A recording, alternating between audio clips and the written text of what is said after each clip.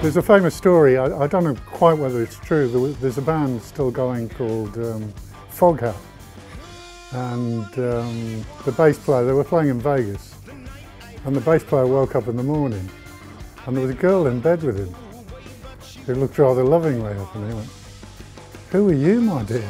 She said, "I'm your wife."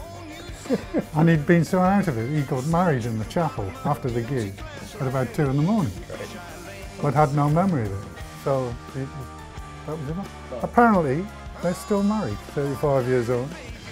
You know, it worked out.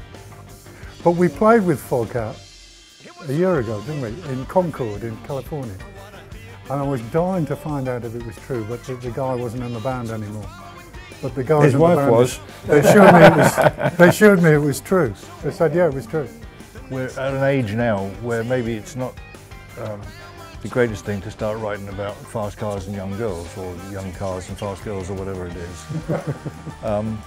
But we're always looking for stories, and that really, I think, if there is a theme, it wasn't a thought out theme, but it's sort of, as you look at the album now, the theme is really, everything's a story. There's not one love song.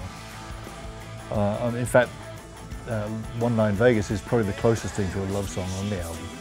It's all stories love song, or situations. You start off with a situation and write about it. And it's actually a fun exercise to do that. It's a discipline, if you like, that we give ourselves, is to write an interesting story. And stories come from true life. They come from things that piss us off, or whatever, things in the newspaper. They all come from our lives. But I woke up with a wife. How to high, she looked at me, and now we're hooked for life.